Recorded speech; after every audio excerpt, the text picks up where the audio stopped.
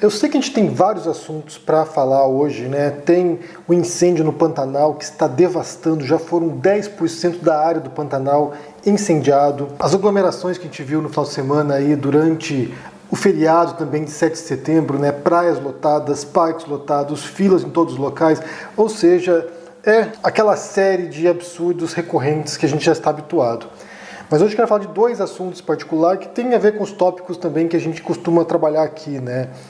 Só que antes disso, vocês devem ter percebido já que eu não estou em casa, né? Eu estou em outro apartamento agora. Durante essa semana, até sexta-feira, eu vou estar fora de casa porque estamos tendo reforma lá, então não tem como trabalhar, não tem como gravar por causa do barulho e também não tem como editar o vídeo lá. Então, o que eu vou fazer agora essa semana é gravar possivelmente um vídeo por dia. Se eu conseguir, eu faço um segundo vídeo e se por acaso em algum dia não tiver condições, daí eu não gravo nenhum, mas eu aviso vocês no Twitter ou aqui no próprio YouTube, na aba comunidade. Mas a princípio vai ficar um vídeo por dia, a hora que eu conseguir gravar também, né? Porque essa semana voltam as aulas, então pode ser que tranquilize de manhã e eu consiga gravar, mas vamos ver. Vamos ver como as coisas se desenrolam e a partir do sábado ou domingo já volto para casa e daí já volta tudo normal como era antes. Então o primeiro assunto de hoje tem a ver com o cancelamento do Olavo de Carvalho. Se vocês sabem, né, vocês que acompanham aqui sabem que o Olavo de Carvalho é o guru intelectual do Bolsonaro e do bolsonarismo também. Tem muitos discípulos do Olavo de Carvalho infiltrados no governo Bolsonaro, atuando em diferentes escalões, incluindo em ministérios, como é o caso do Ernesto Araújo, né, o chanceler, ministro de Relações Exteriores, que é olavista, é um discípulo do Olavo, já esteve na casa do Olavo na Virgínia, ou seja, você tem essa mensagem, esse ideário olavista, né, que basicamente é uma coleção de teorias conspiratórias, de sandices, de mentiras, de distorções, ou seja, é toda uma paranoia coletiva que se tornou agora política de Estado. E impacta, obviamente, quando você tem um chanceler, por exemplo, olavista, isso impacta em relações com outros países também. É o Brasil agora levando para a ONU, por exemplo, para embaixadas, uma mensagem de um sujeito que, até onde a gente saiba, está bem próximo de ser um líder de seita política, né? Um lunático. E o que aconteceu agora foi que o Olavo de Carvalho criticou o governo duramente, mais uma vez, não é a primeira vez que ele faz isso, criticou duramente o governo e muitos bolsonaristas, muitos bolsomínios estão agora nervosinhos com o Olavo de Carvalho querendo cancelar o guru. Então ele publicou ontem o seguinte, aqui, olha, isso foi no Facebook. Essa porra desse governo cagão tem medo até de investigar quem é o dono dos Sleeping Giants. Essa história dos Sleeping Giants ainda vai dar pano para manga porque é um grupo de pessoas, ou uma pessoa, não sabemos ainda quem são, mas é um grupo de pessoas que tem usado o recurso mais eficaz, até onde a gente saiba agora, para combater a extrema-direita, que é fechar as torneirinhas de grana, né? Cortar os financiamentos desses canais ou desses influenciadores de extrema-direita. Eles estão fazendo isso com o Olavo de Carvalho, conseguiram, por exemplo, que o PayPal, que é a plataforma de pagamentos, parasse de atender o Olavo de Carvalho, né, não prestar serviços mais para o Olavo de Carvalho, ou seja, agora os alunos do Olavo não podem pagar mais através do PayPal. Isso foi algo que impactou certamente o Olavo de Carvalho. Também agora tem a ver com outros patrocinadores, outras empresas que também estão abandonando o barco do Olavo de Carvalho. A gente viu uma série de empresas recentemente fazendo isso. O Olavo de Carvalho ontem também publicou dizendo que ele nem sabia que o canal dele no YouTube era monetizado, que se o YouTube quisesse retirar a monetização dele, tudo bem. Eu fiz uma pesquisa rápida aqui sobre quanto que o Olavo ganha mais ou menos no canal dele. É difícil estimar isso, mas para um canal como o dele, tem quase 1 milhão de inscritos, ele não tem tantas visualizações assim a ponto de fazer um dinheiro razoável com isso, né? Ele ganha uma grana, mas ele mora nos Estados Unidos, ou seja, gasta em dólar, então o que ele ganha no YouTube não é tanto assim. A gente pode estimar aqui que seja entre $350 e $3.000. A margem é muito grande, porque a gente não sabe quantos anúncios ele põe por vídeo, nem como é o engajamento das pessoas, né? Então não tem como prever, mas é uma margem grande, só que mesmo assim a gente pode estimar que em torno de uns $1.200 por mês ele faz com o YouTube. Como eu disse, para quem mora nos Estados Unidos pode não ser uma exorbitância, no Brasil já é uma grana razoável, mas certamente não é o principal financiamento que ele recebe. Ele certamente aqui, sem dúvida nenhuma, o dinheiro dele principal vem de outras fontes. Uma delas a gente pode imaginar que sejam os alunos dele que pagam os cursos mensais dele lá, mas também pode ter outros canais aí que a gente não tem ideia, né, de onde vem esse dinheiro. Como a gente falou anteriormente sobre os Sleeping Giants, esse recurso ele é muito eficaz, porque ele de fato quebra as pernas dessas pessoas. Muita gente vem para o YouTube aqui, muita gente vem para a internet, sabe, se torna um influenciador sem pensar no retorno financeiro, porque você não tem como prever se vai ganhar dinheiro com isso ou não. Você começa a fazer um canal aqui porque você gosta de fazer isso, você quer comunicar alguma coisa, então o retorno, se vier, é uma consequência daquilo que você fez e não uma expectativa do seu trabalho. Por outro lado, quando a pessoa cresce demais no YouTube, né, e aqui a gente pode pensar em vários influenciadores olavistas, discípulos do Olavo, quando a pessoa cresce muito no YouTube, o dinheiro começa a entrar, e aqui, como eu disse, são diferentes fontes de financiamento que podem surgir. Se ela perde esses financiamentos, porque daí se torna uma profissão para ela, né? Ou seja, ela deixa de ser alguma coisa que ela era anteriormente, professor, sei lá, deixa de ser aquilo que ele era antes, se torna um youtuber. E daí, se ela perde essa renda daqui, isso desestimula totalmente a fazer o canal, porque a pessoa não tem mais o seu sustento, ela tem que voltar a fazer suas coisas. Então, nesse caso, como eu disse, é muito eficaz quando, de fato, o Sleeping Giant mostra para as empresas, olha só, os seus anúncios estão aparecendo aqui para um sujeito que nega a ciência, que é anti-vacina, que nega a história, defende ideias racistas, que defende ideias supremacistas brancas, defende, sabe, conceitos que já não seriam mais socialmente aceitos porque são de intolerância, de discurso de ódio, de perseguição de opositores políticos, ou seja, todo o pacote ideológico olavista e bolsonarista também, que a gente vê agora no debate público, e é altamente tóxico isso, né? É o tipo de discurso que contamina mesmo o debate. E daí, quando ele publica essa frase dele aqui, criticando o governo, né, chamando de governo cagão, os bolsonaristas não gostaram nem um pouco disso, ficaram nervosos, foram lá cancelar o Olavo de Carvalho e ele foi obrigado a se explicar depois, né? Então ele fala o seguinte aqui, olha, não seus bostas. Aqui ele fala para os alunos dele também, né? Para os discípulos dele, fala para a turma dele isso aqui, os seus bostas é a turma olavista. Não seus bostas, não passei para o outro lado. Posso até cagar na cabeça do Bolsonaro, mas aos inimigos dele não concedo sequer um cocôzinho. Esse linguajar do Olavo de Carvalho, que é um católico, né? É um católico cristão, defensores dos bons costumes, da moral, dos valores tradicionais.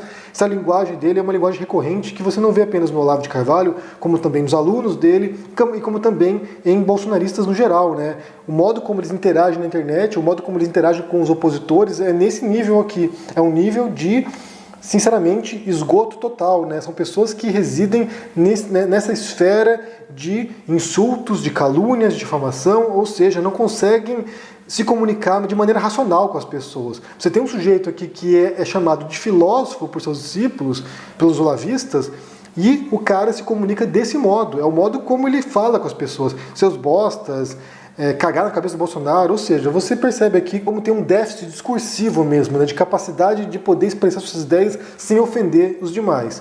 E você vê esse recurso sendo utilizado por muita gente também, não é exclusividade do Olavo de Carvalho. Muita gente, nos mais diversos campos políticos, ideológicos, estão adotando esse tipo de prática agressiva de confronto e não apenas de troca de ideias. Então isso aqui é o reflexo, né? Esse aqui é o legado do Olavo de Carvalho. Quando o Olavo de Carvalho não estiver mais entre nós, esse é o legado que ele vai deixar para o debate público. É o debate da intolerância, do ódio, do insulto, é a arte da ofensa, basicamente é isso. E o segundo tópico que eu quero falar com vocês rapidamente aqui foi o pronunciamento de ontem do Bolsonaro na televisão, né? Ontem foi 7 de setembro, data da independência do Brasil, o Bolsonaro fez um discurso tosco na televisão, houve panelaço pelo Brasil, e tem 3 tópicos ali que ele aborda, né? 3 tópicos diferentes que ele menciona ali.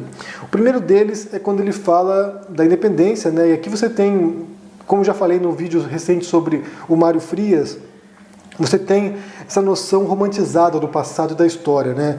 De a gente pensar na história como grandes heróis, né? Seres que são quase mitológicos, lutando por valores muito acima dos demais mortais. E isso tira a humanidade da história, isso tira as sutilezas da história também, que a história sempre tem os seus detalhes ali e que muitas vezes não vem nessas narrativas mitologizadas, nessas narrativas romantizadas. Então ele fala da independência, depois ele fala dos imigrantes no Brasil, né, que chegaram no Brasil os imigrantes e houve uma integração, né, uma assimilação dos imigrantes. Aqui, mais uma vez, uma simplificação da história, né? São processos complexos. A história da imigração no Brasil é muito complicada, dos mais diferentes modos, na verdade. Primeiro você tem a escravização dos negros, né, pessoas que são trazidas da África brutalmente, retiradas de sua terra e levadas para a América, ou seja, é uma imigração forçada, pessoas que são arrancadas de sua família, de sua tribo e de seus povos para o Brasil, e aí são marginalizadas e são considerados como sub-humanos, isso durante séculos. Depois você tem levas e levas de imigrantes europeus que tinham uma proposta basicamente eugenista, e aqui quem fala muito sobre isso é o Alê Santos, que trabalha com essa questão, né, que analisa a eugenia e as políticas eugenistas durante o século XIX, ou seja, intelectuais que pensavam que se você trouxesse brancos para o Brasil, para as Américas, que isso embranqueceria a população brasileira e limparia, né, desse gene dos negros, né? Transformaria uma população um pouco mais elevada. Era uma mentalidade altamente racista da época, científica, era um racismo científico e que motivou, sim, levas e levas de imigrantes para as Américas. Então tem esse ponto, né? E o Bolsonaro romantiza isso, né? Os imigrantes cheios de esperanças, quando na verdade foi uma prática estatal para embranquecer a população brasileira. E o outro elemento que ele menciona ali, ele tenta louvar algum tipo de feito militar brasileiro, né? E aqui tem a grande diferença entre o Brasil e os Estados Unidos. Os Estados Unidos é o tipo de país que se meteu em todas as guerras do século XX praticamente, né? É um país que diretamente ou indiretamente participou de revoltas, de guerras, de golpes de Estado, que financiou guerrilheiros, que financiou grupos de insurgentes, ou seja, o país que meteu as mãos em praticamente todos os conflitos do século XX. O Brasil não tem essa tradição. O Brasil, desde muito tempo, é um país que lida, pelo menos internacionalmente, de maneira pacífica, né? Um país que construiu um soft power diplomático, ou seja, através das suas relações diplomáticas mesmo, não através da força das armas ou da violência. Daí o Bolsonaro menciona ali o caso da Guerra do Paraguai, que ele fala ali de uma guerra que houve no século XIX, que foi talvez a única guerra de fato que o Brasil se envolveu em suas fronteiras ali, depois não teve mais nada praticamente. Também quando o Brasil enviou os pracinhas, a Força Expedicionária Brasileira, para lutar na Segunda Guerra Mundial. Como eu disse, o Brasil não tem esse histórico bélico, não tem esse histórico militar. Certamente ao falar isso, ele já meio que aponta numa certa política que ele vai ter agora de militarização do Brasil. A gente viu que ele retirou dinheiro de certas pastas ministeriais para enviar esse dinheiro para a defesa, ou seja, aqui já também expõe esse caráter militarista do governo Bolsonaro e que talvez sirva para alimentar também toda a base militar dele, né? São generais em todos os escalões também. O grupo que mais participa do governo Bolsonaro agora são os militares, então nesse sentido ele está agora sinalizando, jogando aqui um alpiste para os militares. E o terceiro item que ele mencionou nessa fala, que também tem a ver um pouco com esse caráter militar, é quando ele fala da Revolução de 64, né? Ele menciona aqui o golpe de Estado em 64, quando derrubaram o presidente eleito, João Goulart, e depois levou a um governo civil-militar, né? Um golpe civil-militar que depois levaria ao regime militar. E ele fala ali sobre a ameaça comunista, né? Que a gente tem visto também esse papo, essa lenga-lenga recorrente, né? Dos comunistas, e para eles comunistas são todos nós. Todos nós na oposição política ao Bolsonaro, inclui até o Olavo de Carvalho hoje, né, como dissidente do bolsonarismo. Bem, o Olavo de Carvalho vai puxar o saco depois do Bolsonaro, vai pedir desculpas, mas nesse momento o Olavo de Carvalho também é comunista. Todo mundo que é crítico ao governo Bolsonaro é comunista. Então, quando ele fala em comunistas aqui, a gente não tem que pensar num grupo específico, delimitado, não. É toda a oposição, é toda a esquerda, e eles querem, de fato, perseguir esses grupos. A gente viu aqui, como eu mencionei já ontem e anteontem, o projeto de lei do Eduardo Bolsonaro para criminalizar o comunismo. Não é a primeira vez que isso aparece, não vai ser a última também. Em algum momento eles vão conseguir passar isso. Eu acho, sim, é um pouco de receio, mas eu acho que eles vão passar isso em algum momento. Ainda mais com esse espírito anticomunista que está sendo instigado na internet, né, e no governo também, e em parlamentares. Então, em algum momento vai passar isso. E, como eu disse, esse é um risco não apenas para quem de fato é comunista, mas para todos que se opõem ao governo Bolsonaro, a todos que se opõem a essa agenda neopentecostal miliciana do governo Bolsonaro, que é o que eles querem, é um narco-estado miliciano teocrático. Então isso é muito preocupante. Então, nesse discurso do Bolsonaro, a gente tem três elementos que retratam muito, né, essa visão do governo, que primeiro é uma visão ufanista do Brasil, nessa visão romantizada do passado, que inclui também o regime militar, do qual o Bolsonaro é apologista, essa visão militarista, que não é uma tradição histórica do Brasil. O Brasil não tem esse histórico de guerras, de conflitos, o Brasil não tem essa tradição bélica, de um exército forte, não tem essa tradição, e ele quer consolidar essa tradição seguindo os passos dos Estados Unidos. É importante mencionar isso aqui, é esse fascínio, né, essa americofilia que eles têm, de achar que os Estados Unidos é a última bolacha do pacote, ou seja, eles têm esse fascínio de fato pelo Trump, pela América, e aí ficam nessa noção de que para poder tornar o Brasil um lugar melhor, eles têm que imitar os americanos. Isso é péssimo, isso aí é ridículo, na verdade. E o terceiro elemento é esse espírito anticomunista que eles vão propagando o tempo todo, que também é um confronto ao PT, que também é um confronto ao PSOL, que também é um confronto a qualquer grupo que venha criticar o Bolsonaro. Então, para concluir esse vídeo, a gente teve ontem o cancelamento do Olavo de Carvalho, provisório pelo menos, né? Eu acho que ele vai voltar a ficar de boa com o Bolsonaro depois, ele já fez críticas anteriormente, já criticou militares, já xingou o Bolsonaro, já xingou bolsonaristas. Depois eles põem panos quentes aqui e apaziguam o clima, mas isso demonstra a insatisfação do Olavo de Carvalho com esse desfinanciamento agora dos canais dele, né? São grupos, esse Sleeping Giants, né? Esse grupo Sleeping Giants que está atuando para drenar o financiamento do Olavo de Carvalho. E eu acho que está funcionando. Pela reação do Olavo, parece que tem surtido efeito, sim. E segundo, o pronunciamento tosco do Bolsonaro com um tipo de discurso, um tipo de escrita nesse discurso, que não corresponde às palavras que o Bolsonaro geralmente usa, né? E aqui é um grande problema, na verdade, porque quando você escreve um discurso para um presidente, para um candidato, para um político, você quer que aquele discurso soe como o político falaria. E aqui você vê o desacordo, né? Você tem alguém que escreve um discurso para o Bolsonaro que usa palavras que o Bolsonaro nunca usou normalmente. Ele precisava ter escrito ali, vamos acabar com tudo isso aí. Tá ok? E não tem isso, não aparece isso no discurso e, como eu falei também, houve um panelaço, mais uma vez essa reação de casa, né? Porque a gente está na pandemia ainda, né? Embora as pessoas estejam voltando à vida normal mais ou menos agora, ainda é uma pandemia, ainda tem o risco de pegar a doença, ainda tem o risco de morrer com essa doença, então se cuidem por aí. Quero saber o que vocês pensam sobre esses tópicos, né? Olavo de Carvalho cancelado e pronunciamento do Bolsonaro ontem, né? Deixe no comentário aqui embaixo, deixe o joinha. Assine o canal, se inscreva aqui, se torne membro também para dar um apoio, confira meus livros sobre o Bolsonaro e também meu livro sobre Jesus Histórico, o Rei dos Judeus. Um grande abraço para vocês e a gente se vê por aí. Tchau!